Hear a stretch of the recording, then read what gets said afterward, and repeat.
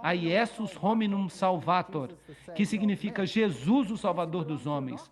Mas se você pertence ao círculo oculto, você reconhecerá que essas letras significam Ísis, Horus e Sebe, a trindade egípcia. Ísis, Horus e Sebe. Sebe era a divindade escura, ela era o lado negro de Osíris. Osíris e Sebe são realmente intercambiáveis. Um é a luz e outro a escuridão. Um é bom e o outro é mau. Se você quiser, você pode adorá-los hoje. Satanismo e a adoração de Lúcifer são a mesma coisa. E é por isso que os luciferianos e os satanistas são sempre bons amigos. Um pratica a luz e o outro pratica as trevas. Os satanistas têm que fazer boas obras para aplacar o seu Deus e têm que sacrificar a seu Deus. Os luciferianos têm que fazer exatamente a mesma coisa. São intercambiáveis. Eles podem se sentar na mesma cadeira. Não importam se adoram o lado escuro ou se adoram o lado iluminado. E isso é assustador, porque você nem sempre consegue diferenciá-los. Bem, se você vai então a essas catedrais antigas, aqui está a Catedral de Colônia, você tem o símbolo de Apolo, o deus do sol, e você tem a lua e as estrelas. O sol, a lua e as estrelas são os três aspectos do deus sol, como Brahma, Siva e Vishnu. Brahma é o sol nascente, Siva é o sol no meridiano, Vishnu é o homem vítima. O sol que cai nas águas à noite se torna Dagon, o deus peixe, ou Poseidon, e se levanta da água, é adorado como Poseidon ou como a serpente, sob forma triuna. Nesta catedral aqui você tem um relevo interessante.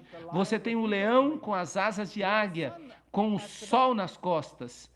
Um símbolo muito importante de Babilônia. E a Igreja Católica Romana chama este símbolo de São Marcos. Agora, eu acho que você vai ter muita dificuldade para encontrar um leão com asas de águia, com raios solares por trás da cabeça, como um símbolo de São Marcos. O que você acha? Agora, o que ele está olhando? Ele está olhando ali um círculo com uma cruz nele. E este era um dos principais símbolos do Deus Sol. Este era um símbolo de Lúcifer, o símbolo do círculo com uma cruz dentro. Você o encontra em muitas organizações hoje. O outro símbolo, claro, é o símbolo do touro. Lembrem-se que o touro representa a primeira letra do alfabeto. Representa o número 1, símbolo do portador de luz. Lúcifer, também com um raio por trás dele. Eles o chamam de São Lucas ou Lucas. Também as borboletas são o símbolo do culto da fertilidade. A borboleta vai de flor em flor. As abelhas também são símbolo do culto à fertilidade. Ela também vai de flor em flor em flor. As jovens meninas, se vocês colocam a tatuagem de uma borboleta no seu ombro, isso tem um significado muito mais profundo do que vocês podem imaginar. Vamos ver se vocês conseguem descobrir aqui o símbolo do touro e do leão. Símbolos de Ísis e Horus. Templo número 3. Ísis é associada com o culto ao touro, e com o culto ao leão, e com o culto à fênix. Ali está a fênix.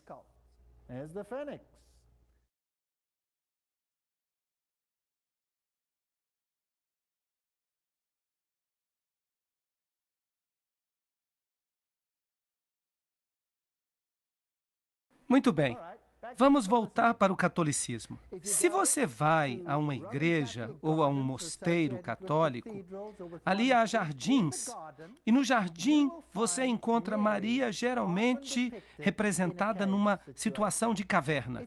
Ela é a deusa da gruta. Onde você lê uma coisa parecida com essa na Bíblia? A deusa da gruta. E Maria, no porão da catedral, está também na caverna e sai da caverna. E aqui você tem a forma oculta de escrever Maria. O M está em maiúsculas aqui. M. O M é maiúsculo aqui.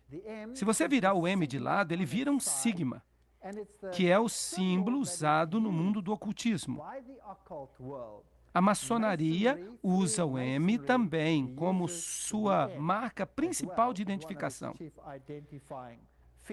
Então você tem o A, que é um triângulo, e você tem um triângulo de 60 graus. 60 graus é um triângulo 6, 6, 6. O ponto do olho está por cima, no topo. E o ponto se torna o símbolo do Sol. Ele também tem outra conotação, bem perigosa, mas eu vou deixá-la de fora por enquanto. E então você chega a Reia, que é a antiga deusa do Oriente.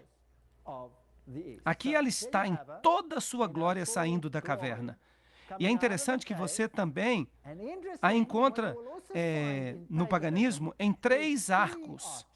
E você pode vê-los aqui. Agora, eu já mostrei para vocês os 3 arcos dos templos antigos. Nós fomos a um templo e eu mostrei a vocês 3 arcos. E eu disse, esses arcos têm ligação com o paganismo. No catolicismo, você encontra 3 arcos associados com as divindades. E a deusa ou os deuses sempre saem da caverna. E é por isso que na Catedral de Lourdes você tem o Papa orando na gruta. Agora, isso não vale apenas para o catolicismo. Isso vale para todas as religiões pagãs. A deusa Diana era a deusa das florestas. E ela era também a deusa da caça. Então é isso que você tem aqui. No Japão, você tem uma outra festa interessante. Esta é a deusa do sol, Amaterasu, enquanto ela emerge da caverna. Em suas festas anuais, eles celebram essa deusa. Notem que a face dela é pintada de branco e as suas mãos também são pintadas de branco. Quando as pessoas fazem mímica, por exemplo, as pessoas pintam as mãos de branco e pintam os rostos de branco. Esses são rituais antigos que podem ser ligados à adoração do sol. E nós os trazemos diretamente às nossas igrejas nos dias de hoje, como se fosse algo exclusivo, excitante. Mas, em última análise, nada mais é do que adoração ao sol. Agora, vamos tomar como exemplo a cultura africana. Quando acontece o ritual de passagem da fertilidade para a idade adulta, então eles também pintam o rosto de branco, de barro, e pintam as mãos. Então, é daí que tudo isso vem. E ela é a que esmaga a cabeça da serpente, mas Cristo é quem deveria esmagar a cabeça da serpente. Por ironia, ela não apenas esmaga a cabeça da serpente, ela nutre a serpente. Porque a serpente, através dela, representa a morte e a ressurreição, e é a contrafação da morte e ressurreição de Cristo. Assim, através do feminino, você tem o poder de fertilidade para produzir nova vida. E, portanto, isso tudo tem pesadas conotações sexuais. Encontramos a mesma coisa no catolicismo? Sim, infelizmente. Porque o catolicismo de hoje é a derradeira forma da religião antiga de Babilônia. E, portanto, infelizmente, o papado deve ser o sumo sacerdote dessa religião pagã e oculta antiga. Ali você tem Maria vestida de azul e branco. E ali ela está em pé sobre a serpente como a antiga deusa. E ela está em pé numa meia-lua, que é o símbolo do útero e o símbolo da deidade feminina.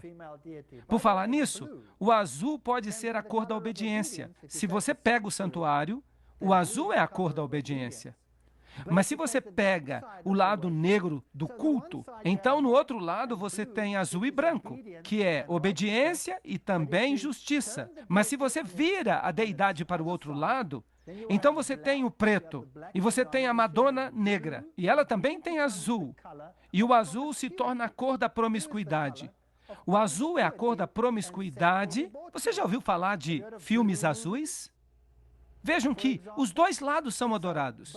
Você tem Maria em pé sobre a cabeça da serpente. Agora vamos ver o que o catolicismo romano diz. Este aqui vem da catedral, a Catedral de Santa Maria na cidade do Cabo. E o pecador diz que aqui está a Imaculada Maria, na presença de toda a corte celeste.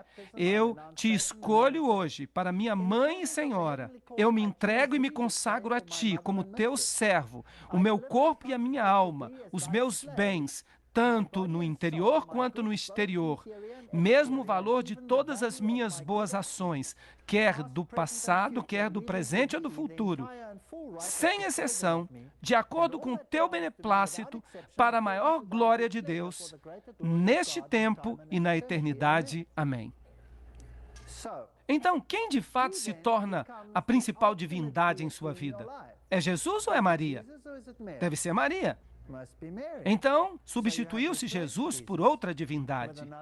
Agora, eu fiquei admirado, eu fiquei petrificado quando eu vim aqui na Síria. Eu estive recentemente na Síria. Eu fiz uma turnê por cidades antigas, sítios arqueológicos, e eu cheguei aqui a uma cidade chamada Sardes. Ela fica numa região totalmente islâmica. E aqui está essa grande estátua de Maria. E você tem essa imensa estátua de um veado. Agora, de acordo com a história, o rei, um antigo rei, estava viajando por aqui. E ele viu o veado. E ele foi caçar o veado. E ele deixou as suas tropas para trás. E ele pegou o seu arco e a sua flecha e atirou no veado. Mas o veado se transformou imediatamente em Maria.